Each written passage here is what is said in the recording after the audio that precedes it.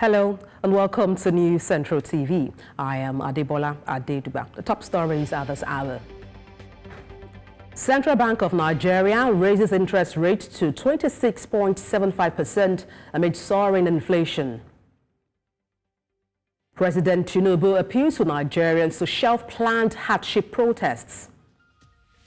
Tanzania's president fires 2 top ministers ahead of elections. And details shortly.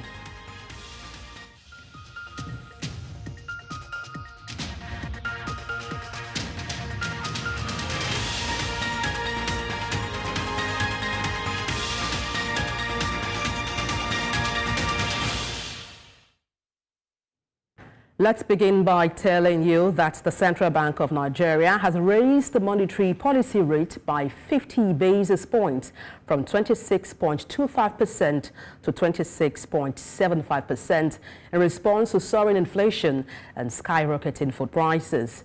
CBN Governor Olayemi Cardoso announced the increase on Tuesday during the Apex Bank's 296th Monetary Policy Committee meeting in Abuja. The MPC also sets the cash reserve ratio for deposit money banks at 45%, while merchant banks will see their CRR adjusted to 14%. Now, the liquidity ratio has also been set at 30%. The MPC meeting is convened to assess the country's economic and financial conditions and determine the appropriate monetary policy direction for the short to medium term. The committee's decisions are as follows. Raise the MPR by 50 basis points to 26.75% from 26.25%. From 26.75% from 26.25%. Adjusted the asymmetric corridor around the MPR from plus 100 to minus 300 to plus 500 to 100 basis points. Retain the cash reserve ratio of deposit money banks at 45% and merchant banks at 14%, and retain the liquidity ratio at 30%. Okay, ultimately, if we're doing all the things we're doing and we're not able to impact the mind on the street, ultimately, then what do we really say we've been doing?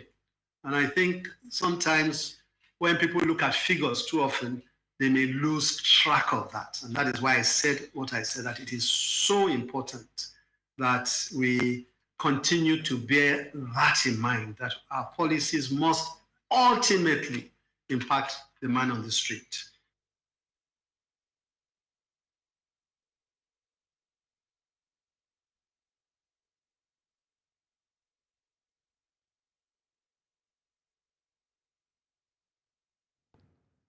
The House of Representatives has asked the Nigeria Electricity Regulatory Commission and distribution companies DISCOs to reverse the tariff hikes for Band A customers. This directive was given on Tuesday after the adoption of a report presented by the House Committee on Power. It will be recalled that NEC announced a hike affecting Band A customers who are to pay 225 naira per kilowatt. The House also resolved to probe the tariff hike pending investigation. Presenting the report, the chairman of the Committee on Power, Victor Nwokolo, said Nigerians cannot afford the new tariff. The recommendations were adopted by the Committee of the Whole, after which it was passed. In the meantime, House of Representatives on Tuesday called for the suspension of the Chief Executive of the Nigerian Midstream and Downstream Petroleum Authority, Farouk Ahmed, pending conclusive investigations into the allegations against the authority. Now, this followed the adoption of a motion of urgent public importance by Rep. Esosa Iyawe, moved during plenary in Abuja. Moving the motion, Iyawe notes that the fuel quality can impact engine hardware, thus ultra-low sulfur diesel is recommended for all types of companies, power plants, storage tanks, industrial facilities, fleets and heavy equipment, and even ships, as high sulfur content in fuels causes damage to engines and contributes to air pollution. He said considering the various risks associated with sulfur, governments around the world have taken steps to regulate it by setting standards that require maximum reduction of emissions of this chemical compound, which diesel producers are expected to adhere to.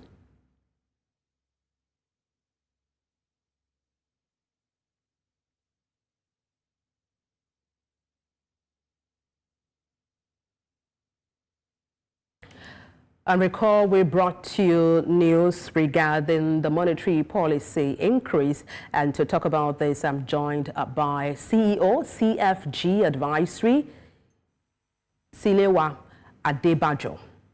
Good afternoon. Glad to have you join me.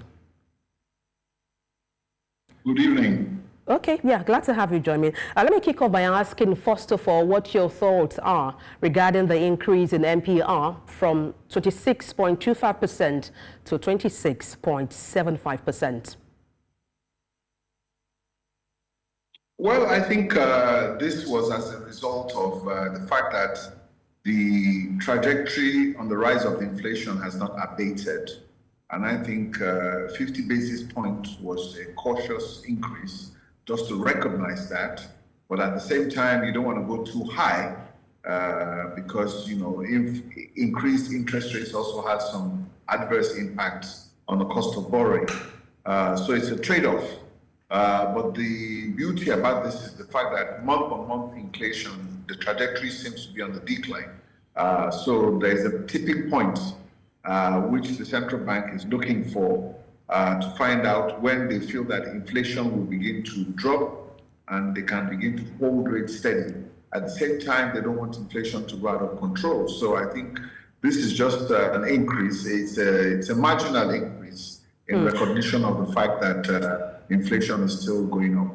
Well, if you could just help us break it down to make the layman understand.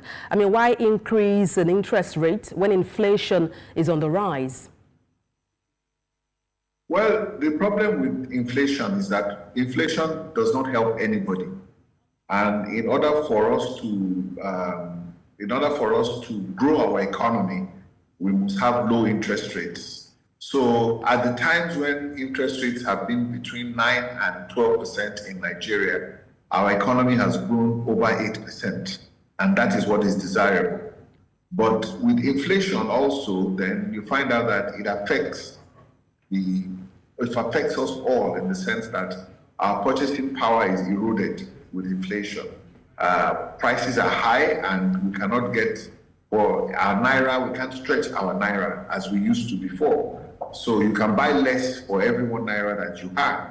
But when you have a low inflationary regime, you can stretch your naira. For each naira you have, you can get more from that. So that is why it is desirable to have a low inflationary environment. And when you have a high inflationary environment, the only way you can reduce it is to be able to tighten money supply and to reduce interest rates. So the classical definition of inflation, which we always see, is too much money chasing too few goods. So you want to reduce the money supply so that you can have some parity within the system and create a conducive environment. But then how does this trickle down? What would be the impact of these on businesses as well as overall economy of Nigeria? Trickle down is not, I'm not an advocate of trickle down. My own advocacy is to create an enabling environment. That is, you want a low inflationary environment where inflation is about between 9% and 11%. When you have that kind of environment, or even single-digit inflation, then you will see that the economy itself will thrive, it will grow. There will be more opportunities for everybody and everybody can prosper. And you know, that's my own advocacy. But thinking that you want to do something on top and then everything will benefit, yes, those things are okay. But don't forget that Nigeria's economy, 50% of our economy is in the informal sector. And the informal sector also contributes to 50% of our GDP. And that is where you find over 25 to 30 million SMEs. So it's in Nigeria, that sector is very important. So if we can take care of the macroeconomic situation in Nigeria, our informal sector will thrive. And if our informal sector thrives, then the economy will grow. Okay, just to follow your line of thought, you talked about we pulling down inflation, which is about 34% as it now, to 9 to 11%. How can we create that enabling environment? Well, the way you create that environment, like I said, is to drop inflation to like 9 to 11%. How do we do that? When inflation, well, that is what you are trying to do now with the interest rates. They're increasing and they're tightening money supply. You can see the central bank is tightening. They have CRR at about 45%. So they're restricting money supply. But even though they're restricting money supply has hit an all-time high of 100 trillion. So there's still some challenges on the fiscal side. But what will eventually happen is that because we've had a long period, there was a gap for almost 9 months when there was nobody in the central bank. So they didn't touch rates. So inflation went sky high. So right now they're beginning to rein inflation in. So let's wait until about the end of the year. So like I've said, if you can tighten money supply, like I said, too much money chasing too few goods. So you have to reduce the amount of money in circulation so that you can create value. So that is really what you need to do. And once you can do that and you can restore parity and the economy is growing, then you have that. But economy is only growing at 3%. So an economy cannot grow when you have inflation at 31%. So there are a lot of trade-offs that you need to make. And we're in a particular cycle. So on the long run, hopefully, if they can bring inflation down to like 11 or 9%, then you begin to see growth of 8%, and that is when we will all prosper.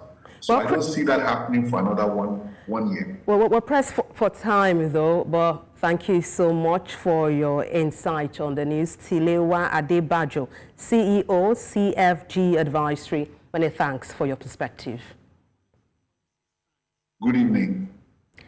Let's also tell you that Group Chief Executive Officer of Nigerian National Petroleum Corporation, NNPC, Mele Kyari, has denied owning a blending plant in Malta. He also states that he is unaware of any Nigerian National Petroleum Company Limited employee who owns such facility in the European island country. In a post on his X social media handle on Tuesday, Kyari challenged President of Dangote Group, Aliko Dangote, to publicly identify any NNPC personnel involved with the blending plant in Malta. Dangote, Africa's wealthiest man and owner of a $20 billion refinery in Lagos, had claimed over the weekend that certain NNPC staff and oil traders are operating a blending plant in Malta, which he argues is hindering local production of petroleum products. Regulatory authorities have also raised concerns about the quality of petroleum products produced at the refinery in Lekki Free Trade Zone. Earlier, head of Fixed Income and FX, Chapel High Denham Securities Limited, Adebola, joined us on the news to talk about this. The country is that when we don't do things right, that we give room for rent seeking. And this is a country that has 4 refineries and none is actually working. And it won't be so. If at the end of the day it's true that there's some NNPC officials that actually have a refinery or a cracking or a melting plant somewhere in Malta, I think they need to. The government needs to find a way to actually bring them to book. It also means that all the while they are being the ones sabotaging the effort of the government to actually bring back or bring alive all the ailing refineries. So I think that the government needs to look at this issue to the end, and this is where the duty of EFCC comes in. I expect EFCC to come into issue and also investigate to the end, and also carry the whole populace along on this issue. We need to sanitize every area of the economy so as to actually move forward as a nation. And I think that if EFCC, if they are able to actually do their work very well. Thank you for staying tuned. President Bola Tinubu has appealed to Nigerians to shelve a planned EndBadGovernance protest slated for next month. Information Minister Mohammed Idris, who briefed selected State House correspondents after a meeting with the President on Tuesday, said he urged the organizers of the protest to shelve the plan and await the President's response to their complaint. The protest against economic hardship, which is gaining traction on social media, has been scheduled to be held across all states of the Federation as well as the Federal Capital Territory, Abuja, in August. The organizers of the protests have been faceless. Earlier on Saturday, presidential spokesman Bayo Ononuga warned that the planned protest, if staged, could degenerate into destruction of assets that trail the NSAS protests against police brutality and extrajudicial killings on October 2020. And to talk about this, I'm joined by rights activist Hassan Soweto. Good evening. Glad to have you join me. Yeah, thank you for having me. Perhaps I should start by asking what your thoughts are on the planned protest for August. Well, I think it's a protest that is going to happen regardless of what the president or his aides are saying. Because this is about poor Nigerians. This is about Nigerians who are suffering from hunger and hardship. Between last year and now, over 20 people have died in different states across the country during stampede at food banks. It has never been that terrible in this country. So that the government cannot beat a child and then expect that child not to cry. Nigerians who are suffering from starvation, from joblessness, they have a right to protest and they are going to protest peacefully. It's now up to the federal government and the police not to unleash violence on the protest. Let me go to a comment by the NLC leader, Joe Ajero, asking the federal government to dialogue with the leaders of the protest. What do you make of that advice? Well, I think the first thing would be to commend the NLC for making that open call, because in the same statement, the NLC also warned the police, against attacking peaceful protesters. But I would like to urge the NLC leadership to go beyond that, because the NLC cannot be a neutral cannot take a neutral position on an issue that affects their own members. Civil servants in different parts of the country are trekking to their offices every day and back. That is how bad things are. So that what we would like to challenge the NLC and TUC to do is to go beyond that by actually mobilizing their members to join the protest. A one-day national strike alongside with peaceful protest will better register it in the minds of the government that Nigerians can no more tolerate the situation. I mean, you seem so confident this protest would be the solution to the issues in Nigeria. I mean, why so? The only reason that this country is still standing today, despite the attempt by capitalism and the corrupt ruling elite, to destabilize it over the decades, is because of the struggle of Nigerian people. First and foremost, Nigeria will still remain a colonized country, if not for mass struggle. We will still remain under military authoritarianism, if not for mass struggle. So if we are going to end this condition of hardship and hunger, it's only going to be through mass struggle. But what we have to say also is a struggle for what? Because we've been on this for long. Nigeria's problem is very clear. On the basis of capitalism, this country cannot develop. We need to end it and enthrone a socialist alternative. Okay, but then do you share in these fears and growing concerns as to how this protest may turn out? People say it may be hijacked and lead to loss of lives. What do you say to that? It's only the police and the DSS that hijack protests in this country. We had a protest on June 12th, just a few months ago. I was part of the participants in that protest. They attempted to equally hijack it. It is the state that sponsors all these elements to try and destabilize protests. So I have no fear about the protest, because this is not the first time we have been struggling in this country. To avoid violence and crisis, Nigerians, the media, should call on President Tinubu, the Inspector General of Police, and the DG of DSS to stay their hands and not mobilize their thugs and tout to destabilize the protest. Nigerians have always protested peacefully. It's always the police and the DSS that turns it to something. Now, how do we toe that line of safety? Perhaps we should look at the case that happened or is happening right now in Kenya, where we have seen weeks-long protests. And indeed, among these protesters, we have some factions.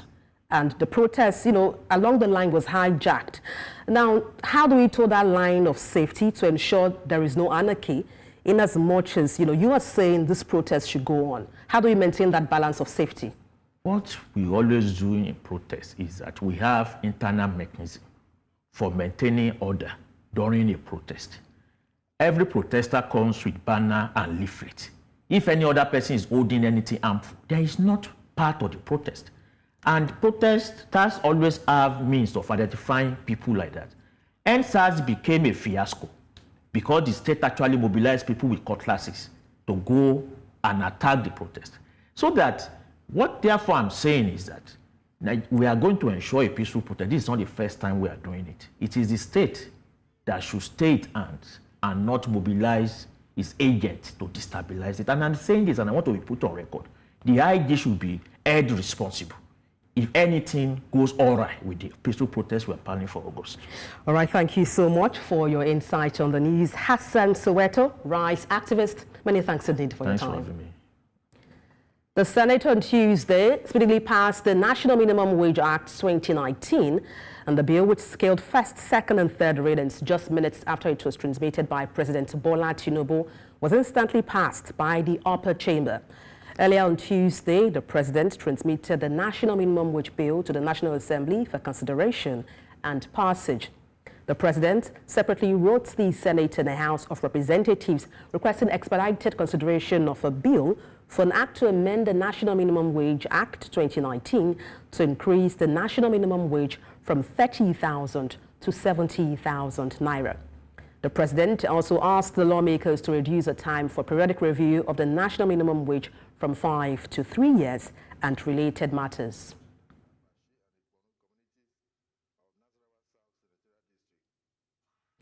Rivers State Governor Siminalayi Fubara has called on everyone, especially traditional rulers, to work together for Nigeria's stability and progress. And he was speaking at the 118th Combined Quarterly General Meeting of Rivers State Council of Traditional Rulers in Port Harcourt. Fubara urged traditional leaders to take control of their domains and combat economic sabotage by misguided youths. Everything to see that our production level increases, and every day we're having issues of bunkering, pipeline vandalization, and all these problems. These people that are carrying out these evil acts, they are not coming from the moon. They live in our communities. We know them. I'm charging this council as a first step. Take charge of your communities. If there is any information that you need to share with us, share with us. Because at the overall end, we need our country to progress. We need our country to be stable. May I also appeal to all our people on all sides of the political divide to remember that we have nowhere else to call home apart from River State. So we must not allow our personal interests to destroy the peace, stability, and growth of our state. Lagos State Governor Babajide Sanwo-Olu formalized a partnership with the Dutch firm Harvest Waste Consortium on May 2024 to construct a high-efficiency waste-to-energy plant at the Ekpe landfill. Now, this plant will use advanced technology to generate clean energy from municipal solid waste as well as commercial and industrial waste. However, stakeholders in the waste management sector have called for a halt to this project. Our correspondent Bettina Unwili throws more light. Lagos State has taken a major step towards transforming the tons of solid waste generated in the metropolis into usable energy. The level of refuse. According to Governor Babajide Sanwo-Olu, the innovative waste management solution is expected to take approximately 40,000 homes off the national electricity grid. The technology aims to enhance energy security and diversification, generating between 60 and 75 megawatts of baseload electricity annually. However, stakeholders have expressed concerns, suggesting this may not be the best move at this time. Among the most aggressively promoted incinerators are waste-to-energy facilities. Not only do they claim to make waste disappear, they also claim to produce energy during the process. but studies have shown that this premise is without scientific basis. The process of incineration merely transforms the waste into other forms of waste, such as toxic ash and air and water pollution. If Lagos adopts this flawed approach, it sets a dangerous precedent to the rest of Nigeria and other African countries. Yes. Over what? Over $120 million, thanks for reminding me, was invested in the utopian technology, and it's not working, it's not performing. So what does Lagos want to do better? For some other stakeholders, the plan for a waste-to-energy incinerator in Lagos is a threat to sustainable development. In Africa, about 50% of our waste is organic, and incinerator does not need that. It needs dry waste, plastic. So by the time you have sorted your waste and you have used the organic waste for composting, for biogas, what is left of the incinerator? Debt. Debt, that is what is left of that incinerator. But how can we say we are embracing circular economy? In fact, there's a big national approach towards circular economy and want to go for incineration. It's just two opposite things. While waste-to-energy is an increasingly popular waste disposal method throughout the European Union, it fails to meet critical environmental objectives. It does not ensure the transition to a circular economy, prevent waste, or promote recycling. This raises a crucial question: at what cost? In Lagos, for News Central, Bettina Nwili. The Nigerian Maritime Administration and Safety Agency has denied allegations by the nation's Export Promotion Council, saying the agency has refused to remit 10% freight levies, which is due to the council since 1992. Now, this was during an investigative hearing in Abuja, organized by the House of Representatives Joint Committee on Commerce, Maritime Safety Education, Administration and Legislative Compliance. Idong Joseph tells us more. The dispute over the claim for a 10% commission collected on freight between the Nigerian Maritime Administration and Safety Agency and the Nigerian Export Promotion Council has raged for more than a decade now. While the council maintains that an act of the National Assembly compels the Safety Agency to fund its operations with 10% collected from freight remittances, it says that the failure of NIMASA to fulfill its obligations has impacted negatively on its operations. There's been several letters. There was even a time that the Attorney General called for a meeting of Federal Ministry of Industry, Trade and Investment, NIMASA, NEPC, as well as Ministry of Transport, just to ensure that these funds are released, knowing the importance of what these funds would do for the economy. Again, all of these have been deferred. While responding to the alleged claims by the council during an investigative hearing at the House of Representatives, NIMASA denies the claims. Reference to the 50% revenue accruable to the federal government, it was the House that passed the Finance Act and amended it. This is actually secondary.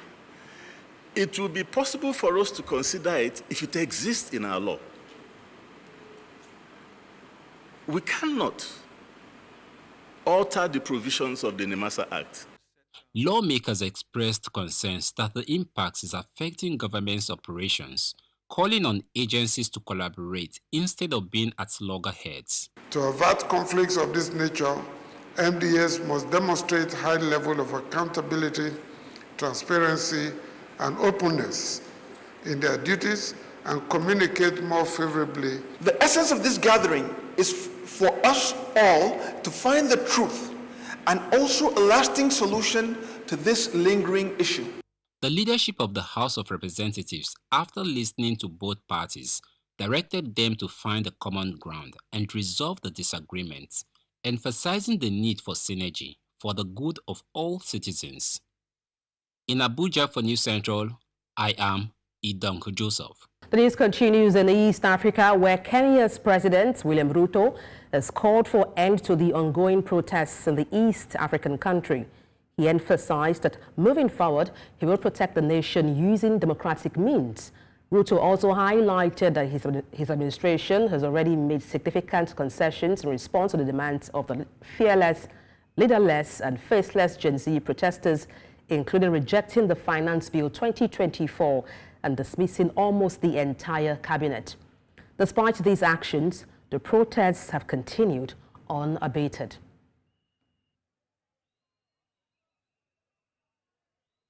Tanzania President Samia Suluhu Hassan has fired 2 senior ministers, including the head of the Foreign Ministry, and a mini cabinet reshuffle.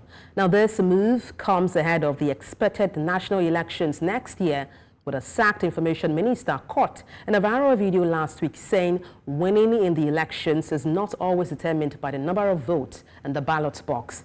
Mohammed Thabati Kombo has been appointed a member of parliament and the new Minister for Foreign Affairs and East African Cooperation to replace January Makamba, whose appointment is revoked. Jerry Sila, previously Lands, Housing and Settlement Development, was appointed to replace Nape Nauye, Minister for Information, Communications and IT. In Southern Africa, the South African Department of Labour has introduced a robust new system for workers to report companies that fail to comply with the country's labour laws. The department is also conducting raids and follow-up inspections to ensure employers address all violations, particularly those related to the Occupational Health and Safety Act. Their goal is to ensure full compliance, addressing 100% of non-compliant employers as mandated by labour regulations. The company does not comply with the compensation fund legislation, in that there are 4 employees that were injured, and those injuries were not reported to the Department of Employment and Labour. And when we check here, we found no record of such employees having been reported, and also there is no record of injuries, nor any record in terms of the payment or submission of return of earnings to the Department of Employment and Labour. And also in terms of the unemployment insurance legislation, we do not get any documentation which proves in terms of the payroll that they indeed they are registered, they declare, and they make payments to the fund. And also in terms of the Basic Conditions of Employment Act, we are worried that there is no categorization of employees. They are declared as general employees, all of them, whereas in reality we have got packers, we have got the drivers, we have got the machine operators, cleaners, and different categories who are not categorized, and even their contracts of employment do not comply with Section 29 of the Basic Conditions of Employment Act. Despite that, they were assisted by a labor broker, and in that we are not able to determine their payments in terms of the basic conditions and the national minimum wage, because there is no basic salary that is reflected, nor in terms of the stock that they also determine their salary. And the last one is that the overtime payment is not reflected. So in that regard, they are non-compliant. Thank you for staying with us. Earlier, we brought you news regarding the Tanzania president dismissing 2 of their senior ministers. And now we have a guest to talk about that in detail. I'm joined by the former deputy chairperson, Chadema Youth Wing, Dorcas Francis. Good evening. Glad to have you join me. Okay, may I kick off by asking first what your thoughts are regarding the dismissal of those 2 senior ministers? If you can hear me. Yes, I can hear you. I think you can hear me as well, right? Fantastic. Go ahead, please. Yes, first of all, it came as a surprise, by the way. People didn't see it coming. But apart from that, it's because we are heading to our 2024 and 2025 general election. So it created a lot of buzz, like there are news going around, like the president is reshuffle the cabinet to foresee maybe she's creating a team that will help during the coming election. But because we have come across seeing this reshuffle has been done several times, but for these 2 ministers, it created somehow, a lot of noises and all that because of the positions they were in. Dorcas Francis, if you could just turn on your video. If you could just turn on your video so we can have a better interview. But why? Okay, so thing is. But why? Okay, we'll have to end this interview. Thank you all the same for your insight on the news.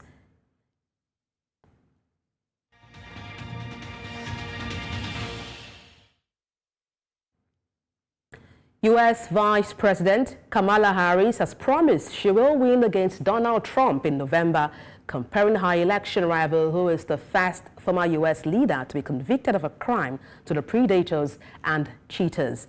And speaking of her past as prosecutor in California, Harris told her campaign staff in Wilmington, Delaware, that she knows Trump's type and are taking on perpetrators of all kinds. It's mutual. I knew you were still there. You're not going anywhere, Joe. I'm watching you, kid. I'm watching you, kid. I love you. I love you, Joe. The Indian government has announced plans to invest $24 billion in employment and training as Prime Minister Narendra Modi aims to address uneven economic growth and a peace that's granted to voters following a surprising election setback in June. In her annual budget speech, Finance Minister Nirmala Sitharaman said the funding will be allocated over 5 years for a package of 5 schemes and initiatives to facilitate employment, skilling, and other opportunities for more than 40 million young people. She adds that a portion of the funds will be directed towards employment-linked incentives for companies, which the government hopes will create jobs. Economy, while performing better than expected, is still in the grip of policy uncertainties. In this context, India's economic growth continues to be the shining exception and will remain so in the years ahead. I'm happy to announce the Prime Minister's package of 5 schemes and initiatives to facilitate employment, skilling, and other opportunities for 4.1 crore youth over a 5-year period,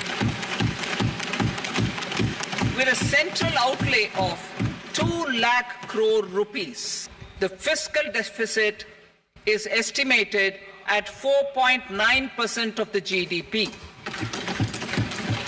New airports, medical colleges, and sports infrastructure in Bihar will be constructed. An additional allocation to support capital investments will be provided.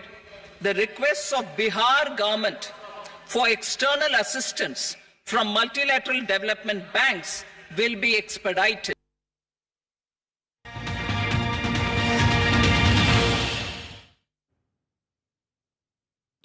The recent depreciation of the naira and subsequent suggestion of a windfall tax on Nigerian banks have generated substantial discussion and apprehension within the financial sector. Our objective is to examine the consequences of these events in greater detail and assess the potential obstacles and advantages they offer to the banking industry and the wider economy. Now, certain analysts argue that these foreign exchange gains may have already been covered under corporate income tax regulations, suggesting that the government is likely to impose only 20% tax balance. During an interview on the Business Edge show, we had the opportunity to speak with Kenneth Erikome, partner at PwC Nigeria, who provided insight into this. To the extent that they have been realized, right? So the portion of the gains that would have been taxed in 2023 would have been the portion that has been realized. And realization means that they have converted that asset from foreign currency to probably local currency, or they've used it to settle an obligation. So in 2023, not all of the gains the bank booked would have been realized. And rightly so, if they have not been realized, they shouldn't be taxed. but they could have been realized in subsequent years. And anytime they are realized, they'll be taxed at 30%, which is appropriate. You would also have discovered that in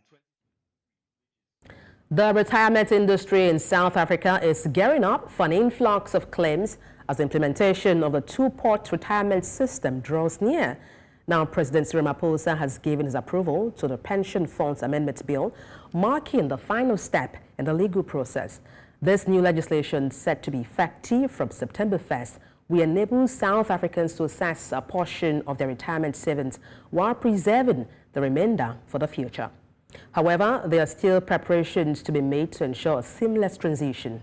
And during an interview on Business Edge Show, Professor Waldo Krugel, economist, expressed his concerns regarding the financial literacy levels among individuals and potential for impulsive decision-making when it comes to managing their retirement savings. And economists, commentators are worried about people not spending that money wisely, and the fact that they will be losing a cumulative value over time if they do withdraw. But on the other hand, I think that there's a lot of effort going into educating the public about this, right from the revenue service through to the individual pension funds to the bigger financial management industry. Everybody's got calculators up on their website. They've got information brochures and pamphlets. So there's a lot of information for pension fund members about what the implications would be of withdrawing your money.